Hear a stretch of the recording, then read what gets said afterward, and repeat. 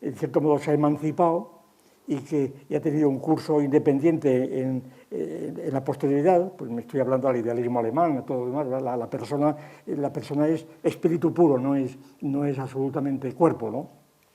Pues esta idea de persona espiritual es una de las teorías que aquí juegan un papel decisivo en la cuestión del aborto, como ya he sabido, puesto que se dice que el embrión o el feto está animado precisamente por un espíritu, por un principio espiritual, muchas veces creado nominatim por Dios, individualmente, y que es lo que convierte al individuo en persona, ¿verdad? La famosa doctrina de la animación.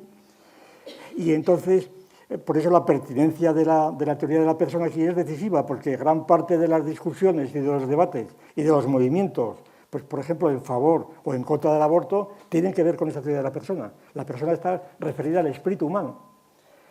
Y distinguimos la idea de la persona espiritualista de la idea materialista que nosotros profesamos, la idea materialista en donde la persona no es absolutamente, no tiene nada que ver con el espíritu, sencillamente porque negamos el espíritu, porque la única realidad es la materia, aunque la materia no es lo mismo que el cuerpo, como es bien sabido, vamos, entre los que conocen más o menos las coordenadas principales del materialismo filosófico, y entonces hay materia incorpórea, incluso física, ¿verdad?, como es el caso de las ondas electromagnéticas o de lo que fuera, y entonces esta materia incorpórea, pues es tan materia como la materia corpórea.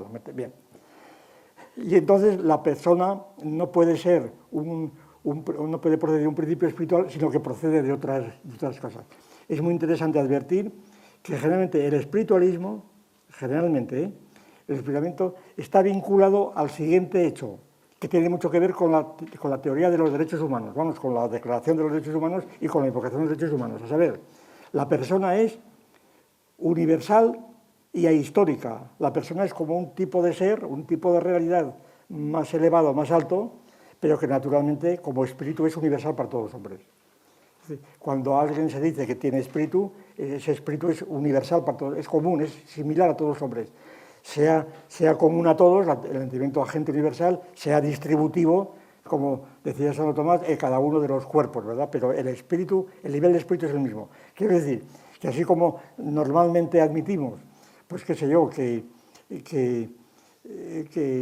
la morfología de los ojos o de las orejas es común a toda una especie, todos tienen los ojos de un modo parecido, muy similar en cuanto a la estructura y el funcionamiento, pues el espíritu sería también una cosa parecida, sería un ser enteramente idéntico en todos los hombres.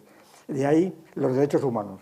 Todos los hombres tienen los mismos derechos porque todos son personas, en el fondo es esto, no solamente, sino personas. Bien. Frente a esto, la teoría materialista de la persona, pues naturalmente la principal transformación que ejerce sobre este monismo, diríamos, de la persona, monismo esencial, claro, el monismo esencial, en el sentido de que no es existencial, puesto que en la teoría de Santo Tomás, por ejemplo, en general cristiana, las personas son propias de cada individuo. Por lo tanto, no es una persona única.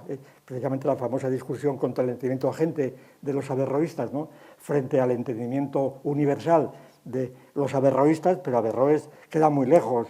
El averroísmo estuvo muy presente en todo el siglo XVIII y XIX en Europa. Se cita sobre todo a Nodé, el famoso bibliotecario, a Nodé, que hablaba de un espíritu universal, del cual habla Leibniz muchas veces, bueno, etc. Es decir, que cuando hablamos de averroísmo es para simplificar, porque el averroísmo está presente en otros muchos lugares que ya ni se acuerdan de Averroes. Bien, entonces, la idea de un espíritu único para todos los hombres, o la idea de tantos espíritus cuantos cuerpos, más o menos, tantos espíritus cuantos cuerpos en general, porque está el problema de los siameses, pero en fin, esto es otra cuestión que vamos a cambiar de conversación en este punto, ¿verdad? Bien, entonces, la idea de persona del materialismo, pues agradece, bueno, o exige la multiplicidad de esencias de las personas. Es decir, la persona no es una esencia unívoca, sino que hay muchos tipos de personas distintos e incompatibles entre sí. Por tanto, los derechos humanos como algo universal es algo muy discutible, ¿verdad? Es algo totalmente discutible y metafísico, por decirlo así. La idea de persona, desde el punto de vista materialista, no es ahistórica, es decir, no brota por una creación, es nihilo de Dios, en cada caso, ¿verdad? históricamente, que igual podría estar y eterna, sino que brota históricamente, aparece históricamente en un conjunto social determinado por una cultura determinada, etcétera. Entonces, la categoría de persona que aparece, como bien sabía, como tal categoría, precisamente en los concilios de Nicea y de Éfeso, principalmente, es decir, que es una idea sobre todo cristiana, la idea de persona, precisamente la idea de persona de Cristo, la idea de naturaleza de persona en Cristo, ¿verdad? Y de la Trinidad. Esas ideas de persona, porque, como bien sabido, el prosopon precedente de las personas de los griegos o los romanos significa solamente la máscara que se pone a alguien para hablar. Y los griegos no hablaban de persona más que como máscara, ¿verdad? La máscara trágica para hablar. Y mientras que el nombre de persona, lo corresponde a la persona, pues era sustancia o cosas para el estilo. No había la idea de persona nuestra, no la tenemos. La idea de persona actual tiene una génesis sobre todo cristiana, aunque luego reincorpora tradiciones anteriores y posteriores.